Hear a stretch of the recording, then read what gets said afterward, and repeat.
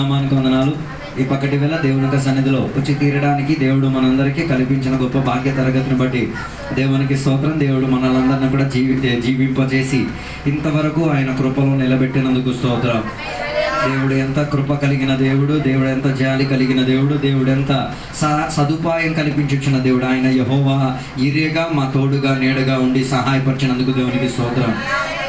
ఆ విషయంలో అభిమానం చెందిన దేవుని బిడ్డలు మాత్రమే దేవునికి స్తోత్రం చెప్పి తీరాలి. హల్లెలూయా. ఈ పక్కటి వేళ మనం చదివిన వాక్య భాగంలోకి మనం ఎట్లా సంఖ్యాకాండం 22వ అధ్యాయము ఇశ్రాయేల్ ప్రజల యొక్క జీవితంలో జరిగిన ఒక సంఘటన గును బోధించుచున్నట్టుగా మనకి కనబడుతున్నది. దాని మొదటి వచనం చెప్తున్నట్ల మనం చూడగలిగితే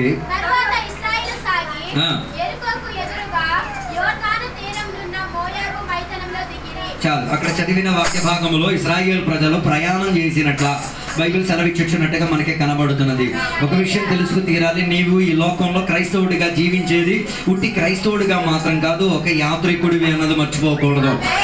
నీ గమ్యం ఈ లోకములో ఉన్న స్టాపులో కాదు, నీ గమ్యం పరలోకంలో అయ్యుండి తీరాలి. కొందరి గమ్యం ఇప్పుడు ఏమైపోయింది, బస్సులో ట్రైన్లో ప్రయాణం చేస్తున్నారు, అడ్డత్రోవలు గమ్యాలు వారు ఏమైపోతున్నారు, త్రోవ తప్పిపోయి తీరుతున్నారు. అలాగైతే దేవుని యొక్క బిడ్డలకు ఉన్న త్రోవ పరలోక రాజ్యానికి అయ్యుండి తీరాలి, దేవునితో ఉన్న అనుబంధం అయ్యుండి తీరాలి, దేవుని యొక్క ఆత్మశక్తితో ప్రయాణం అయి తీరుటకు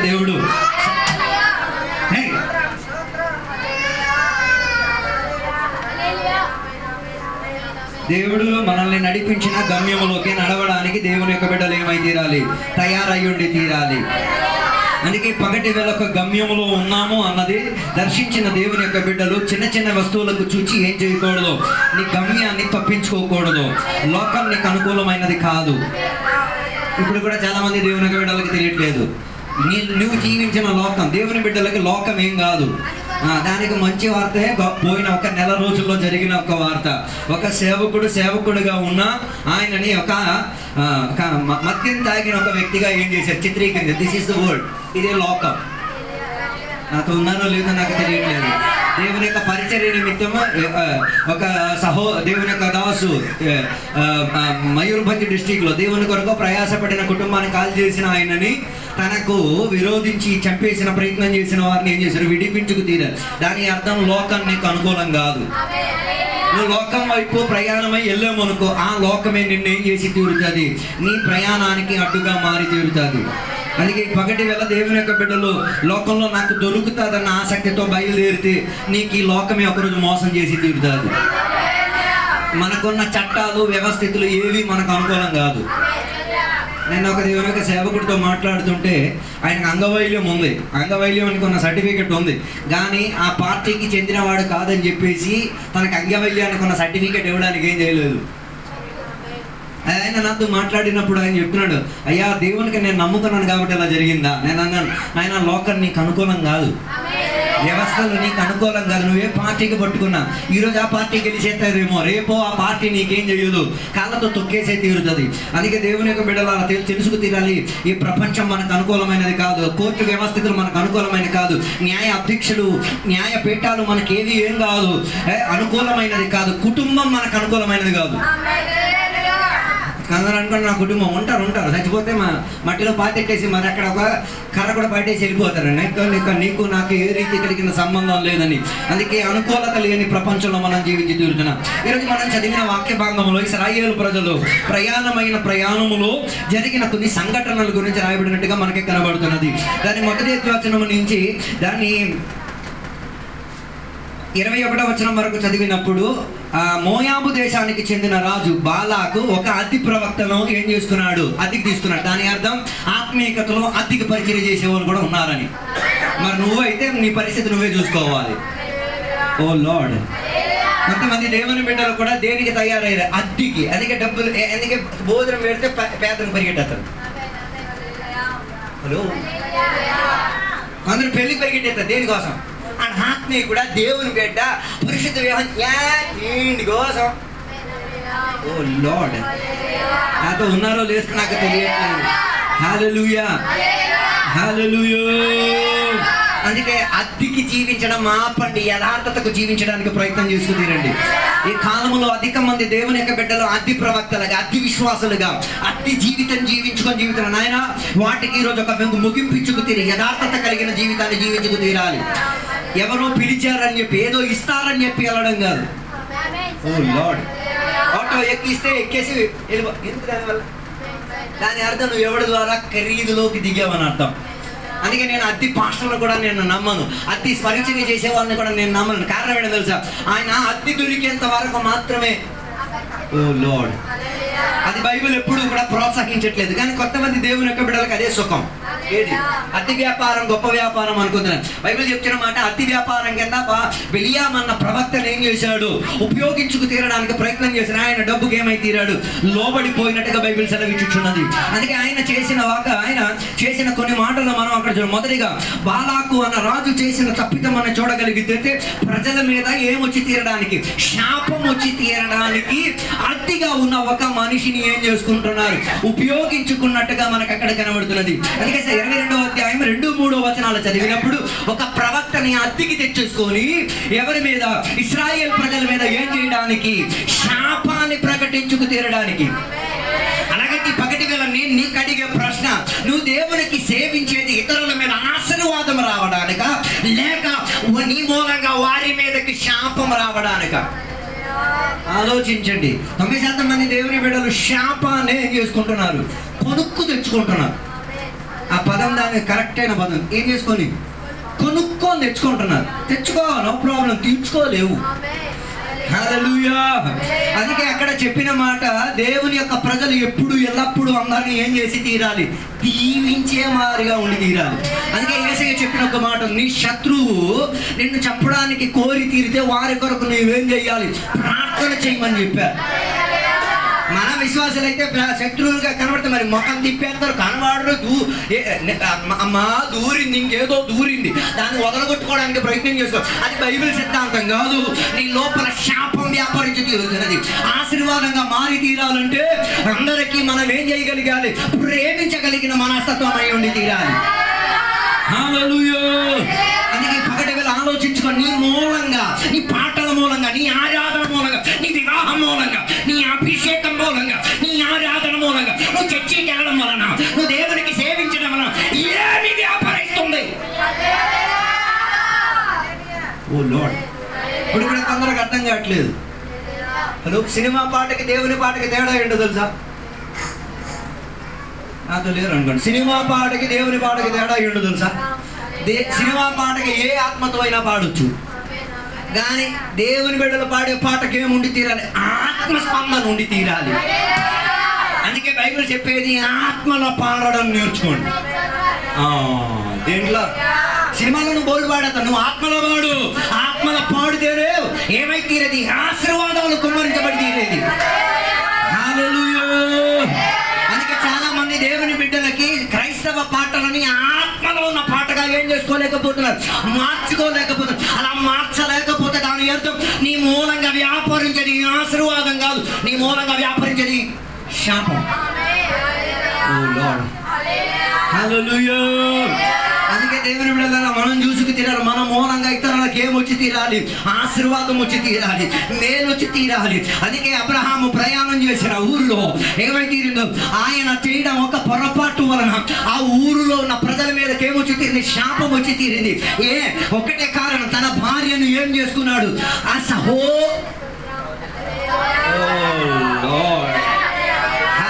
ఆ కాలంలో భార్యను సహోదరి చేస్తే ఈ కాలం డైరెక్ట్ భార్యను అమ్మేస్తారు.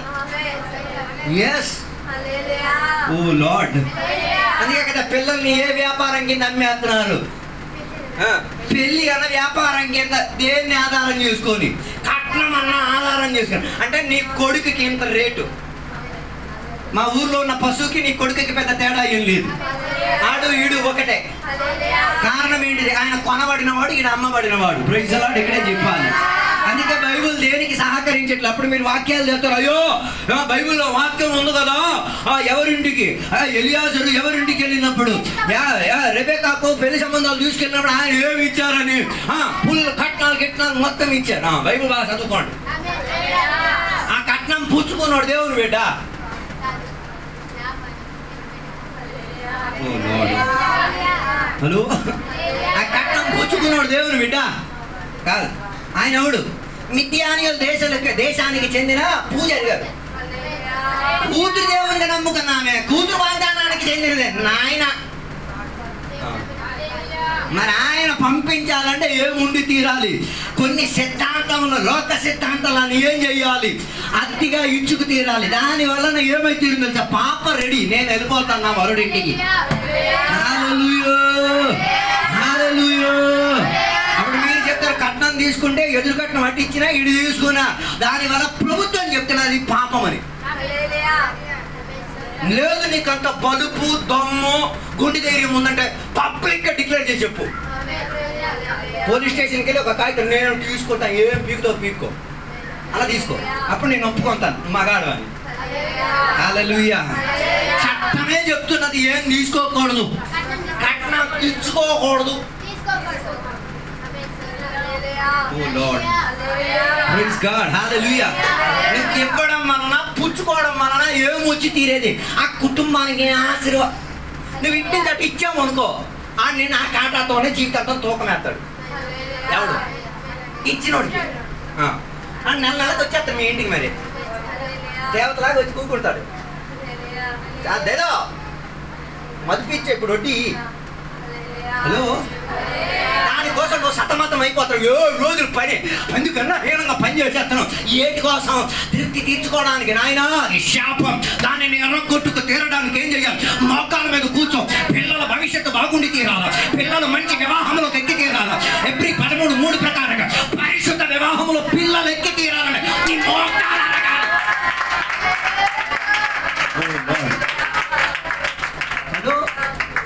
మోకాలు అరగలేదు అనుకో, అరగ తీయాల్సినోడు వచ్చి అరగ తీసేస్తాడు. మరి అప్పుడు బాగుండే నీ ఇష్టం, నీ కష్టం, నాకు దాంతో సంబంధం లేదు. అందుకే ఈ కాలంలో దేవుని బిడ్డలారా, నీ పిల్లల మీద, నీ పిల్లల భవిష్యత్తు మీద, నీ పిల్లల దాంపత్య జీవితం మీద శాతాను కన్నేసి ఉన్నాడు. అది శాపముగా మారుంది. దానిని ఆశీర్వాదంగా మార్చుకు తీరడానికి నీ కంటతోని దేవునికి అప్పగించుకో. నీ కాళ్ళు మోకాలు అరగదీసేసుకో. నీ ఆహార పానం మానేసుకో. దేవుని దగ్గర కోటాడు. దేవా, ఇది దేవుని వారా జరిగి తీరేంతటిగా దేవుని. Hallelujah. Praise God. Hallelujah. Hallelujah. అందుకే పిల్లల పెళ్లి కోసం ఇప్పుడు సంబంధం చూడటం కాదు, ముందు ప్రార్థన చేయండి. సంబంధం చూడటం మొదలడా ఎవడో అక్కడికి ఇచ్చి కట్టాలి జీవితంతో నువ్వే అంటే మళ్ళీ పేదల విషయాన్ని మేమే ఈ గోడలే వినాలా, ఈ గోడలే వినాలా? ఎందుకు? అందుకే ఇప్పుడే ఏం చేసుకు తీరాలా? ఒక ఎలియాజరుని రెడీ చేసేసుకో. అబ్రహాము తన ఇంటిలో ఉన్న ఎలియాజరుని సిద్ధపరిచిన బైబిల్ చెప్తున్నది. ఎలియాజరు పరిశుద్ధాత్మక నివర్తన. ఎలియాజరుని సిద్ధపరిచిన పరిశుద్ధాత్మ. నీవు నా కొడుకుకి మంచి యొక్క కుమార్తెని తీసుకురా. నీవు నా కుటుంబానికి వారసత్వం కింద పనికొచ్చి తీరేటట్టుగా వాగ్దాన పురుషుని జన్మానికి తీరేటట్టుగా దైవ చిత్తములో ఆశలు. హల్లెలూయా. అందుకే ఎలియాజరుని పంపించారు. హల్లెలూయా. సంఘ బిడ్డలు వివాహ సంబంధాల కొరకు ఎవరికి పంపించండి? పాస్టర్ గారికి చెప్తారు. పాస్టర్ గారు చూసేస్తారు. మరి చెప్తావు ఎందుకు? చూస్తారు ఎందుకు? జరిపించగలిగే కెపాసిటీ ఉంటే చెప్పు. పాస్టర్ నీలాగా నపుంసకుడు కాదు, ఆయన పోతాడు. ఓ లార్డ్, హల్లెలూయా. సంఘానికి చెప్పావు ఏమని? వివాహం నేను చేయాలనుకుంటే సంఘ బిడ్డలు చూసిన చేసుకోవాలి. మరి ఎక్స్ట్రా డైలాగులు, మసాలాలు, పాప్రికాలు వేసుకోకూడదు. పాప్రికా అంటే కారం, మసాలా ఇలాంటివన్నీ వేసేసుకొని ఏం చేయకూడదు. బొబ్బస్కాయలాగా మొహం పెట్టేసుకొని పేదం చెయ్యి, ఆరం చేయి, చర్చికి రాకుండా ఉండమాక. చెప్పావా? ఎలియాజరు నీ కొరకు ఏం చేస్తారు? మధ్యవర్తిగా ఏం చేసి తీరుతారు, ప్రయత్నం పడి తీరుతారు. ఈ సంఘంలో నేను అభిమానం చెందిన కానీ ఈ సంఘం జన్మించిన దినం నుంచి, లేకపోతే ఈ సంఘం ప్రారంభించిన దినం నుంచి మా అమ్మ ఒక విషయం కోసం మేము ప్రార్థన చేయడం తెలుసా? పరిశుద్ధ వివాహం జరిగి తీరాలి. పోరాటం దాని మీద వచ్చింది. ఏ విషయం కోసం ప్రార్థన చేశారు? వచ్చిన ఫస్ట్ డే నుంచే ఉన్న ప్రార్థన, దేవ పరిశుద్ధ వివాహం ఎక్కడ జరిగి తీరాలి. పరిశుద్ధ వివాహం నా పిల్లలలో కనబడి తీరాలి. పరిశుద్ధ వివాహానికి ఘనత ఇచ్చి తీరాలి. కొన్ని పరిశుద్ధ వివాహం, కొన్ని శాప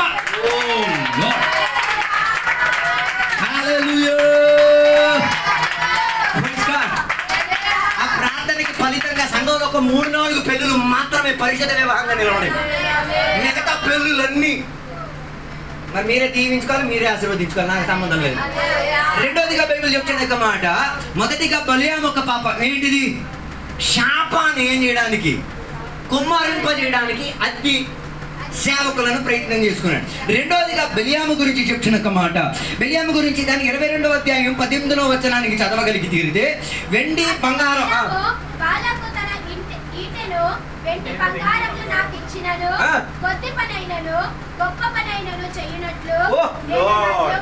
వెండి బంగారం దొరికేస్తే పాట పాడేస్తారు. వెండి బంగారాల కన్నా భిన్నమైనది తిరిగేసిపోడు.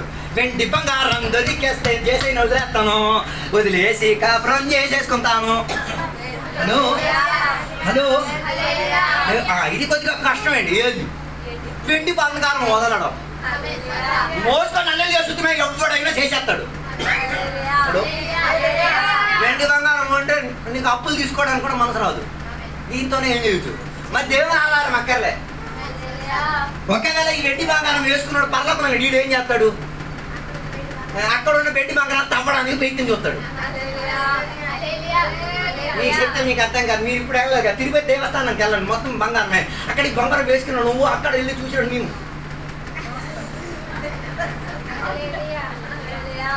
అందుకే వాడు కరెంట్ సెట్టింగ్ పెట్టాడు. నువ్వు తాగితే మజా వచ్చేస్తుంది. ఓ లార్డ్, హల్లెలూయా.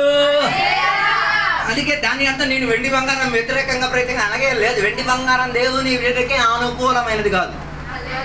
వెండి బంగారం వేసిన మీద దెయ్యం ఉందో లేదో ఒక్క మాట చెప్తే తేలిపోద్ది. తీసేయి అని చెప్పండి. ఆ దెయ్యం నాకు చెప్తాను. O Lord, hallelujah, praise the lord.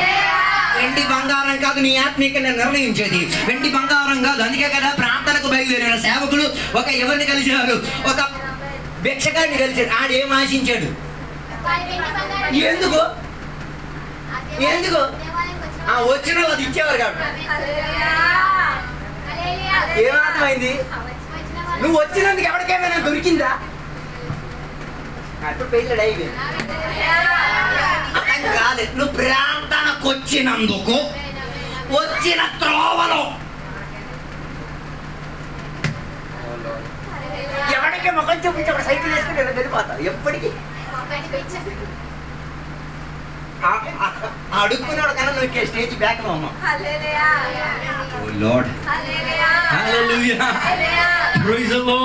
దాని ఆ దేవాలయానికి వచ్చిన వారందరూ ఏమి ఇచ్చేవారు? వెండి అయినా బంగారం అయినా ఎక్కడిచ్చేసేవారు? గుమ్మం కాడ ఇచ్చేసేవారు. ఓ లార్డ్, దాని అర్థం పాపాన్ని ఏం చేయగలిగి తీరాలి? ఊడపీతకోగలిగి తీరాలి. హల్లెలూయా. అందుకే వెండి బంగారం చూసేసరికి వీళ్ళ దగ్గర నాకేం దొరికేది? వెండి అని అన్నారు. వెండి బంగారాలు మా దగ్గర లేవు, మా దగ్గర ఉన్నది ఒక్కటే, నజరేయుడైన యేసయ్య మాత్రమే మాకు ఉన్నది. హలో, ఈ పగటిలో ఎంత వెళ్ళి అభిమానం చెప్ప నాకు ఉన్నది నజరేయుడైన యేసు ఒక్కడే. వెండి బంగారం ఇల్లు ధాన్యాలు గోడలు ఆస్తులు సంపాదన ఏం కాదు, కానీ వీటికన్నా ప్రాధాన్యత చెందేది యెరూషలేము తెరవీధిలో కుక్కల కొట్టబడి రక్తం కాల్చబడి చినగబాదబడి ముళ్ళ మీద తల మీద ముళ్ళ కిరీటం వేయబడి ఉన్న శరీరం మొత్తం చెంపబడి నజరేతులో నుండి జీవించిన యేసయ్య ఒక్కడే. హల్లెలూయా. నజరేయుడైన యేసయ్య ఒక్కడే నీ సంపాదన అయితే నీ ఇంటి మీద యేసయ్య బొమ్మ ఉండదు, నీ ఒంటి మీద యేసయ్య బొమ్మ ఉండదు, నీ వస్తువుల మీద యేసయ్య బొమ్మ ఉండదు. బదులుగా అవి ఒక్కటే చెప్పుతాయి, ఈయన నజరేయుడైన యేసయ్యతో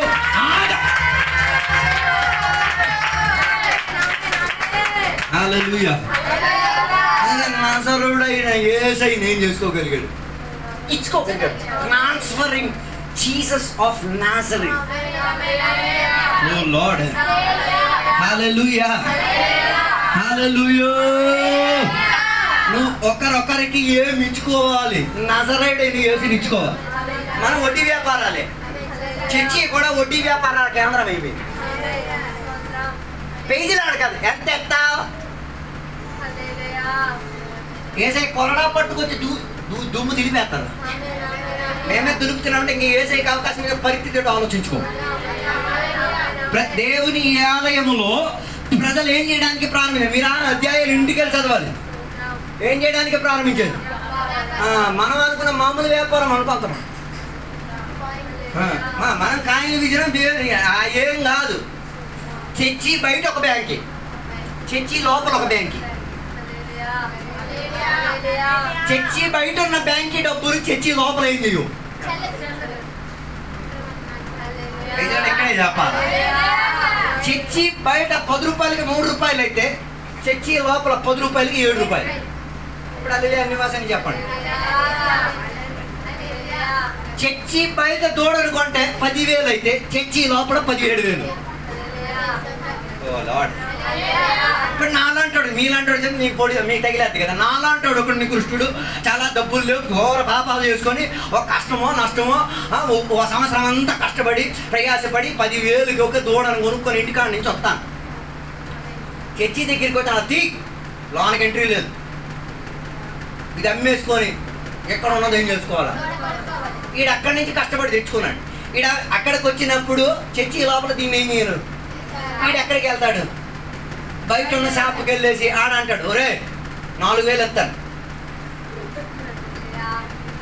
ఇంకో షాప్కి వెళ్తాడు, ఆడు 3,000 అంటాడు. ఇంకో షాప్కి 2,000. చివరికి అది 1,000 రూపాయలకి ఆడి చేతికి దొరికింది. ఇప్పుడు ఇక్కడ ప్రైజ్ లో చెప్పడం స్టార్ట్ చేయండి. 10,000కి తెచ్చిన సామగ్రి ఎక్కడికి రాలే, మందిరం లోపలకు కూడా రావలే. వేదిక దగ్గరికి వచ్చేసరికి ఎంతకు వచ్చేసింది. ఇప్పుడు మరి దూడకి వేయగలరా? మరి ఇప్పుడు దేనికి వెళ్తాడు? పావరంకి వెళ్తాడు. ప్రజలు ఇక్కడే చెప్పాలా. తన పాప క్రియలన్నీ ఎంత గొప్పగా ఉండగా దానిని దేనితో సమం చేసేందుకు అనుకున్నాడు. ఒక దూడతో నరికి సమం చేసేద్దాం అనుకున్నాడు. దాని దూడ కూడా సరిపోలేదు. చివరికి ఏమొచ్చింది? ఒక పావురం పెట్టను మాత్రం బలి అర్పించు ఆరాధన చేసి ఎలా ఇంటికి వెళ్ళి ఉంటాడు.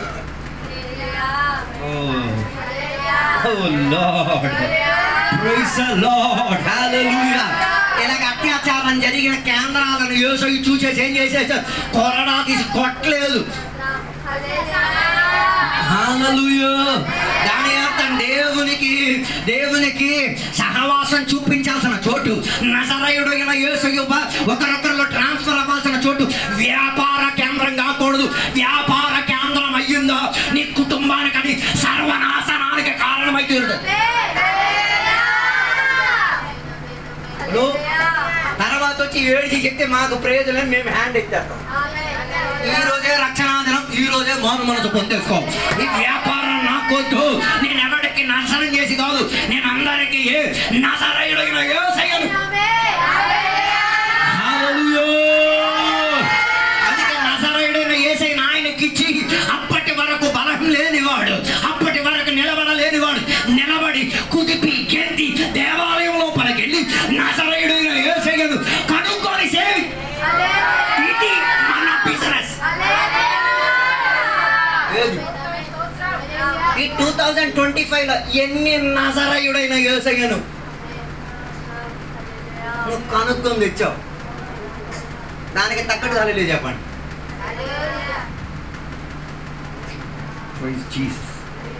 హలో హల్లెలూయా. అందుకే రెండోదిగా ఉన్న పాపం ఏంటో తెలుసా? బలియాము గల పాపం డబ్బిస్తే ఓ లార్డ్, ఏ పరిచర్య చేయడానికైనా ఈ కాలంలో సేవకులు కూడా రెడీగా ఉన్నారు.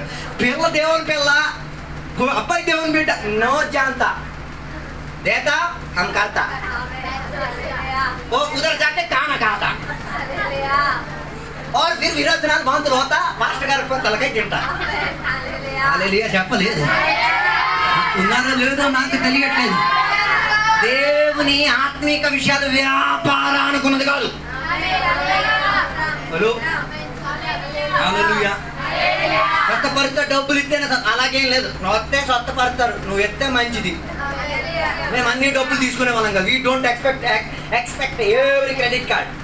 పరిశుద్ధత చెందినది, దేవునికి అనుకూలం చెందినది, మారు మనసు చెందినది మాత్రమే మేము తీసుకుంటాం. అది క్రెడిట్ కార్డ్ అయినా, డెబిట్ కార్డ్ అయినా, క్యాష్ అయినా, చెక్ అయినా, బంగారం అయినా. మరి అదే వదిలేశారు నాన్నగారు. ఓ లార్డ్, హల్లెలూయా, హల్లెలూయా.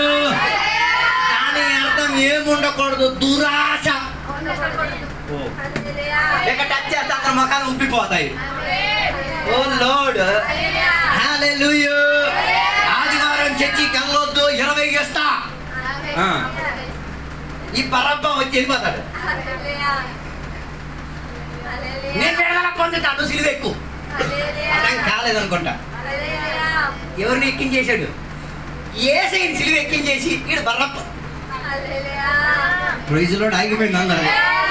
నాయనా బర్రబ్బా, గత కాలంలో నువ్వు హంతకుడిగా జీవించిన నీవు, ఖైదీగా జీవించిన నీవు, నీ కేసుకి పరిహారం ఇచ్చి తీరడానికి ఒక్కడు కూడా రాలేదు.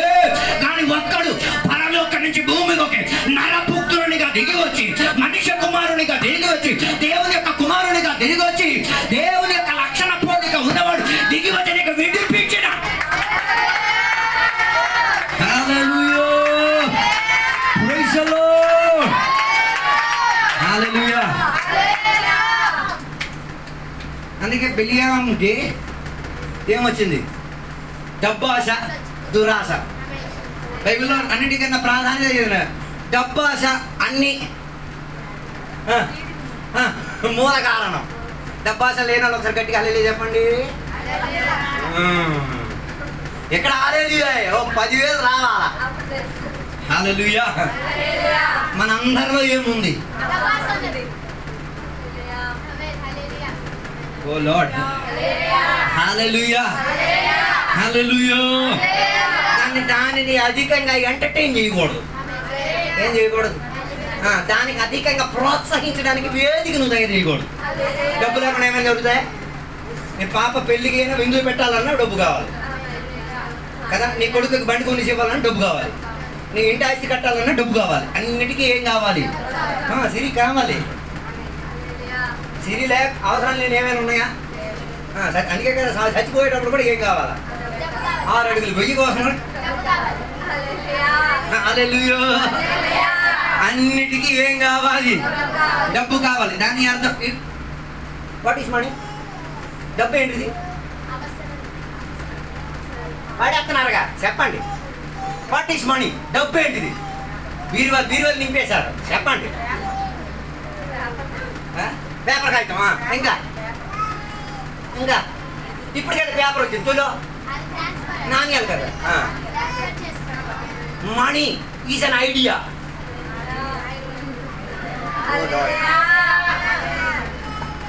ఐడియా అంటే ఒక ఆలోచన, ఎవడికో వచ్చిన ఒక ఆలోచన. ఇది ఈ కాగితం ఎత్తే ఇంకొకటి కాగితం.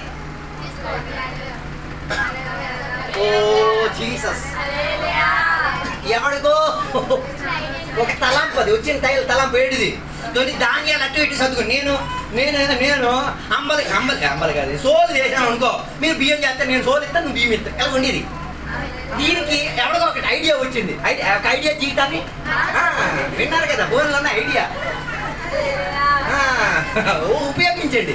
ఆడికి ఐడియా వచ్చింది. ఎందుకు మనం దాన్ని ఏం చేయకూడదా? ఒక కాగితం కింద. అందుకే అందరూ చెప్పే పాటలు, గాంధీ బొమ్మ ఉంటే పనికి వస్తాను, లేకపోతే కాగితం అంటే మామూలు కాగితం అయితే మన పెబుల్ అంటాడు తీసుకోడు. గాంధీ ఉండాలా? ఆడు మరి చెక్కింగ్ కూడా చేస్తాడు. ఆడే కాదు, మేము కూడా చేస్తాం. ఉన్నారా లేదా నాకు తెలియట్లేదు. దాని అంతా నీ శంకర ఇంట్లో అన్ని కాడ ఇంకో ఎక్కడెక్కడో దర్శి పెట్టావుగా, అవన్నీ ఎవడో ఆలోచన. దాని అర్థం దాన్ని ప్రేమిస్తే ఆ ఆలోచనకు ఉన్నోడు అంతా నీ ఇంట్లో ఉంటాడు. మనకి అవసరమే అదని నేను అన్నట్లేదు. బైబిల్ మనకి సెలవు ఇచ్చేది ఉన్న దాంట్లో 2,000 రూపాయల జీతం దొరుకుతుంది అనుకో. ఎక్కడికి 10,000 దొరికిన కాడక చూసుకోకుండా ఉండకూడదు. దానికి ఎన్ని వందలు వేసేసేసుకొని గుడ్డి వేసేసుకొని. అందుకే బైబిల్ అది ఒక మంచి ఉదాహరణ ఉంది. కోయిల ఎవరి దాంట్లో గుడ్డి వేస్తాడు? కాకి దాంట్లో గుడ్డి. వేసిన గుడ్డే వాళ్ళే. కాపలా కాసింది ఎవరు? హల్లెలూయా. ఎవడో ఐడియాకి నువ్వు కాపలా కాసేసి ఆత్మీయతను పోగొట్టుకోకుండా డబ్బు మనకి కావాలి, ఓకే చేపల వ్యాపారం చేసేసి బతికినా పర్వాలేదు, కానీ నీటి యుక్తంగా బతకడానికి ప్రయత్నం చేసుకోండి. Very difficult. ఇందులో ఉన్నదాంతో బతకడం మామూలు కష్టం కదా, సతమతం అయిపోతారు. O Lord, hallelujah. Praise the Lord. 2000 రూపాయలు కూడా తినొచ్చు, 30 రూపాయలు కూడా తినొచ్చు, 5 రూపాయలు కూడా తినొచ్చు. 30 అయితే పేమోలు ఇంటికి వెళ్తావు, 5 రూపాయలు అయితే బిస్కెట్ ప్యాకెట్ కొని నీళ్ళు తాగి పడుకుంటావు, బతకొచ్చు. క్రైస్తవ స్టాండర్డ్ అంటే 5 ఇచ్చినా దొరికి బతకగలిగే స్టాండర్డ్. హలో, అందుకే పౌలు గారు చెప్పిన కాబట్టి నాకు ఆకలిలో ఉండడం తెలుసు, సమృద్ధిలో ఉండడం తెలుసు, ఎలా ఉండాలో నా శరీరానికి నేను ఆ రీతిగా ఏం చేయవచ్చు. లోపల ఆట బలేదనికి ఆశలన్నీ నీ మీదనే లిస్టు ప్రభువా ప్రభు. ఆశలు మొత్తం లోన్ ఉన్నాయి, లిస్టు మొత్తం పేదలు రాసేస్తారు. అది నాకు ఇవ్వుదావా, ఇది నాకు ఇవ్వుదావా. అందుకే యేసయ్య చెప్పాడు, ఒకడు గుడ్డి అడిగేసరి అది ఎలా దేవునికి కనిపించింది, రాయలా కనిపించింది. శాప అడిగాడు, ఎలా కనిపించింది, దాని అర్థం నువ్వు దురాశతో అడిగినవన్నీ నేను కాటేసేదే. ఆశతో అడిగినవన్నీ కాటి వెయ్యనిది నీకు సమృద్ధినిచ్చి తీరేది. అందుకే ఏమి ఉండకూడదు, ఆశ ఉంచండి. Very good. ఆశలో ఇంకోటి ఏం కలబోద్దు, ఆ దురాశ కలిపియకూడదు. హల్లెలూయా. హల్లెలూయా. దురాశ కట్టుకోవాల్సిన భర్తగా రావచ్చు, దురాశ కట్టుకోవాల్సిన పెళ్లి కూతురిగా రావచ్చు, దురాశ ఎన్ని మాటల్లాగా పనిలాగా రావచ్చు, ఎలాగైనా రావచ్చు. దానిని ఏం చేయగలిగి తీరాలి, ఎదిరించగలిగి. హల్లెలూయా. అందుకే కుటుంబాలు ఎప్పుడు ప్రార్థన చేయాలి. ఏమని ఏసై నేర్పించిన ప్రార్థన తెలుసా? మా అనుదిన ఆహారం అంతటితో దేవుడు ఎందుకు లిమిటేషన్ ఆపేశారు? ఇంకా ఆపవన్నది ఆయనకి తెలుసు, అందుకే దేవుడు అంతే చెప్పాడు. నీ భర్త అనుదిన ఆహారం దొరికిన దానికన్నా మించిన దానికి వెళ్తున్నాడో మోకాలు వేసుకో, కన్నీరు కాచుకో, ఉపవాసం చేసుకో. దేనికి? ఆడు మళ్ళీ పారిపోకుండా ఉండడానికి. భర్త బాగానే ఉంది, భార్యకి ఆశలు వచ్చినాడు, భర్త ఊకో, ఏ తుప్పల కాడకి వెళ్ళి ఊకో. దేవునికి చెప్పా, దేవా తినడానికి ఆహారం ఉంటే చాలయ్యా, జీవించడానికి ఉంటే చాలయ్యా, అధికం పొందేసుకొని నేనేమవ్వను, నష్టమయ్యే బాధాకరం మారుడు. అందుకే దేవుని బిడ్డలకి ఏమి ఉండకూడదు. హలో, మా ఆదాం చేసిన పాపేంటి? యజమానికి అన్ని ఇచ్చారు, అన్ని పనులు ఇచ్చారు, ఒకటి మాత్రం ఏం చేయదు. ఒరే అతను తీసుకోవద్దురా, వద్దంటే వద్దే, దాని మీద నీ ఏం పడకూడదు, నీ ఉసురు కూడా పడకూడదు. ఒక్క క్షణములో యజమాని ఏమైపోయాడు, మూలియా కన్నా పనివాడైపోయాడు. హలో, దేవుడు వద్దని చెప్పారా? వద్దే. Hello, praise God. Hallelujah. Hallelujah. Hallelujah. అందుకే 2 పేతురు 2:15 చెప్తున్నమాట, అనేక మంది ఏ త్రోవలోకి వెళ్ళిపోయారు, దురాశకి చెందిన త్రోవలోకి వెళ్ళిపోయారు. ఒక్కసారి చదవండి 2 పేతురు 2:15.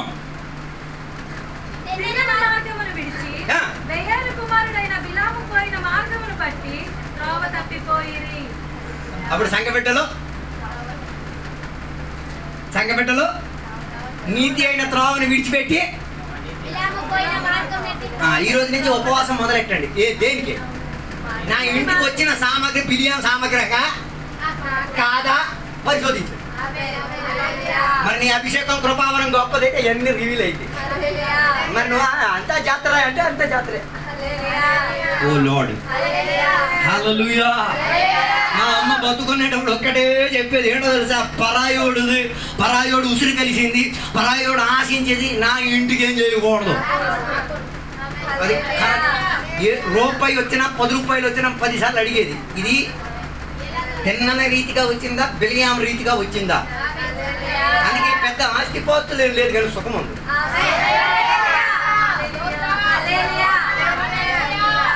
ఎవడు కూడా పాయింట్అవుట్ చేసి చెప్పలేదు అయ్యగారికి ఇది దొరికింది నీ గుండె కింద పడిపోద్దేమో. హల్లెలూయా, ప్రైజ్ ది లార్డ్. అందుకే చాలా మంది బిలియాముకు అనుకూలత చెందాడు కదా, ధనానికి దేనికి ఏమో మీరు చర్చీలు కూడా అలాంటి చర్చీలు అయిపోయాయి. ఈ చర్చీలో సీర పెట్టలేదు అయ్యగారు, ఆ చర్చీలో ఈ చర్చీలో అయ్యగారు మమ్మల్ని ఏం గౌరవించండి. ఆ చర్చి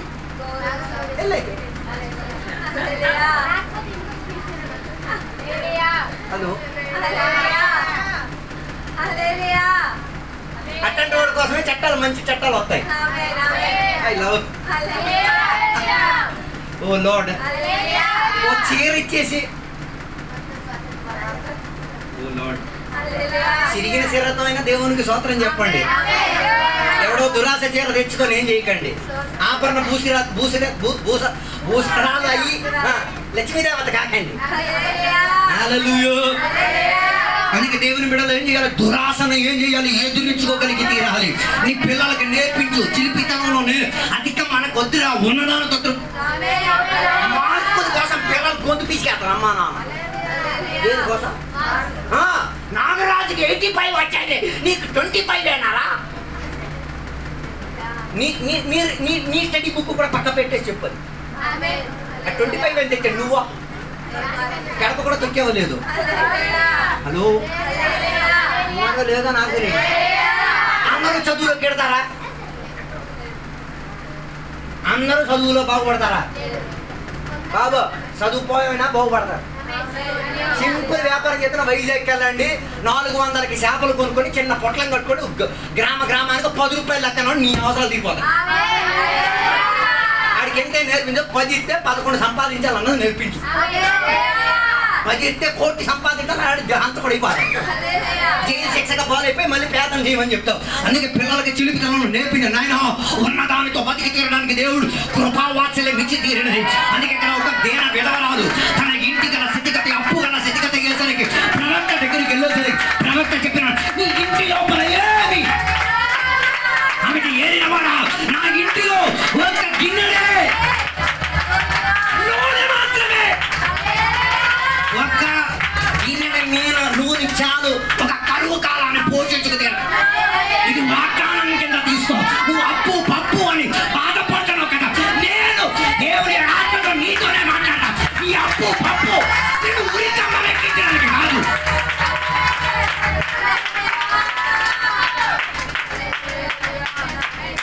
దేవుడిచ్చిన అప్పే తీర్చడానికి ఉన్న నూనె ఆయన ఎత్తాడు. అర్థం కాలేదనుకో, అప్పు కోసం ఈ పప్పు వదిలేక, ఏ పప్పు, ఈ ఉడికిన పప్పు వదిలేమాక, ఈ చిచ్చి వదిలేమాక. హల్లెలూయా, హల్లెలూయా, హల్లెలూయా. విధవరాలకి అప్పు తెచ్చిపెట్టింది భర్త అయితే పారిపోవడం మేము నేర్పించాం. అందరూ ఒకటంటే రెండో దానికి ఏం అప్పి గుండె ధైర్యంతో వెళ్ళి, నాయన నేను ఇప్పుడు ఇవ్వలేను. తీసుకునేటప్పుడు ఉన్న గుండె ధైర్యం ఇచ్చుకోలేనప్పుడు కూడా ఉండాలి. వెళ్ళి పొద్దు అరుణోదయాన్ని వెళ్ళాలి ఇంటికి. వెళ్ళేసి ఆడి లేక ముందే నువ్వు వెళ్ళి తలుపు కొట్టేశాను, అన్న డబ్బులు ఇవ్వలేను, నాకు కొద్దిగా టైం కావాలంటే నీ ఇంటికి వచ్చి ప్లేట్లు కూడా కడుగుతా. నువ్వు అడగడానికి మా ఇంటి గడపకి రాకూడదు. మరి ఆడి నీ ఇంటికి రాడు. ఇది అడగలేదు, వీడికి అనిపిస్తే టోకలు చూస్తాడు. ఆడి నీ ఇల్లు కాదు, నీ పిల్లలు కూడా ఇంటికి వెళ్ళిపోతారు. ఉన్నారో లేదో నాకు తెలియట్లేదు. దాని అర్థం నీకున్న దురాశ అవతల ఉన్న మీద రుద్దక వారు దురాశకు పాలు కాకూడదు. హల్లెలూయా. అందుకే నా మాటలు ముగించాలనుకుంటున్నాను. దేవుని బిడ్డలారా, దురాశ మన మీద ప్రభుత్వం చేయకుండా ఉన్న దాంట్లో సంతృప్తి తినడానికి దేవుని బిడ్డలు ఈ కాలంలో ఏమై తీరాలి, తయారై తీరాలి. నీ పిల్లలకు ఉద్యోగం వస్తాయి, నీ పిల్లల భవిష్యత్తు బాగు జరుగుతాయి, నీ ఇల్లు కట్టబడతాయి, నీకున్నవన్నీ జరుగుతాయి. దానికి నీకున్న దాంట్లో ఉన్న దాంట్లో ఉన్న బట్టలతో ఎలాగ బట్టలు కుట్టేదో అలాగే ఎక్స్ట్రా యాక్టింగ్ అడ్జస్ట్మెంట్ చేస్తే ఏమవుద్ది? ఉతికేటప్పుడు తెలియదు దాని రంగు దీని రంగు. తర్వాత జంపన్న కోడి అన్నట్టు ఉంటది కలర్. అందుకని మాటలు నేను ముగించాలనుకుంటున్నాను. మూడోదిగా మేము చెప్తున్న మాట, ఆయన దేని మీద అత్యాచారం చూడు? గాడిద మీద అత్యాచారం చూపించాడు. ఏ గాడిద మీద? ఆయన మోసిన గాడిద మీద. దయచేసి జంతువుల మీద ఏం చేయొద్దు. అప్పుడు మీరు అంటే మీరు అంత జంతువులు కోసుకొని తినకూడదా? కోసుకొని తినండి, అత్యాచారం చేసుకొని ఇలా పేకర్ పిడి చేసేసుకొని ఇలా అలాగే నీకు దయ్యం ఉన్నాడుగా కోసుకోండి. ఓ లార్డ్, అందరూ కోండి. అది అత్యాచారం అండి. ఉన్నారా నాతో కలిసి? గొంతు ఏం చేసేస్తున్నారు? అది అత్యాచారం అండి. అలా చేయకండి. కోడి నెల పీసు కదా, మేకని పీసుకో, పసకైపోతాయి కోములతో. ఉన్నారో లేదో నాకు తెలియట్లేదు. హల్లెలూయా. ఒక విశ్వాసి ఇంటికాడ మొత్తం కుక్కలే. ఏమాట ఇంటికి ఎవడు వచ్చి ఇది మురిగితేనే ఇంటికి అర్థం అవ్వాలట, కాలింగ్ బెల్లట. ఏవి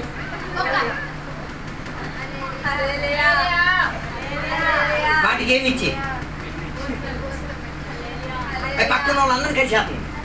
వీడికి ప్రాబ్లం లేదు. నేను నమ్మేది జంతువులను ఏం చేయకూడదు. కట్టేసి గూడు లోపల పెట్టేసి ఏం చేయకూడదు. నిన్ను అలా పెడితే నువ్వు ఎలా ఏడుతావు? నిన్ను నీ పిల్లల్ని అలా పెట్టేసి రోజు అన్నం పెడితే బలి కొంటారు కదా, అది అత్యాచారం.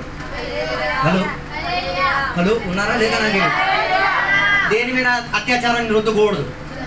జంతువుల మీద ఏం చేయకూడదు. వాటిని తిను, మరి కక్కుర్తులా తినేగా. ప్రతి తీసుకొని కోసి దాని మీద కాస్త జాలి ఉన్నట్టు. అందుకే ఎప్పుడు కూడా మేకలో ఇది కోసినట్టు ఎప్పుడు కూడా కోసిన దాన్ని అలా ముందు పెట్టు, వెనక పెట్టాడు. ఎందుకు? ఆ జాలి చూపిస్తా, అది నీ కుసురుగా మారి తీయదు. ఉన్నారా లేదా నాకు తెలియదు. ఈ ఎద్దులు బట్టి నలిపే వాళ్ళు ఎప్పుడు సుఖపడరు. ఎందుకు? పిచ్చి కొట్టుడు కొట్టి అంటే జీవితం వర్తించలేదు, శాప బతుకది. అందుకే చట్టం కూడా దాన్ని ఏం చేసింది? జంతువులను ఉపయోగించేసి ఏం చేయడం, పనులు చేయించడం ఆపించేసి ట్రాక్టర్ ఇలాంటి వస్తువులను రావడానికి ఉన్న కారణం. అందుకే నా మాటలు నేను ముగించాను. జంతువులపైన ఏం చేయకూడదు, పిల్లల మీద ఏం చేయకూడదు. దానికోసం మనం దగ్గర ఈ వాక్యాల దేవుడు మనల్ని కూడా దీవించుగాక. ఇప్పుడు చిన్నపిల్లలకి సాక్ష్యం చెప్పడానికి ఉన్న సమయం. చిన్నపిల్లలు నిలబడతారు, సాక్ష్యం చెప్తారు. దేవుడు మనల్ని కూడా దీవించడం. ప్రత్యేకంగా మన మధ్యలో సునీత రావడానికి దేవుడు కృప దయచేశారు. అదే రీతిగా మన రంజు ఆంటీ రావడానికి దేవుడు సహాయం దయచేశారు. ఇంకెవరు? మన సుజాతమ్మ గారు అమ్మగారు కూడా మన మధ్యలో రావడానికి దేవుడు సహాయం చేశారు కాబట్టి దేవునికి స్తోత్రం. ఒకసారి చెప్పండి కూడా మైమర్చండి. తర్వాత పౌలోస్ పాస్టర్ గారు అక్క కూతురు రావడానికి దేవుడు సహాయం చేస్తే దేవుడు దీవించారు కాబట్టి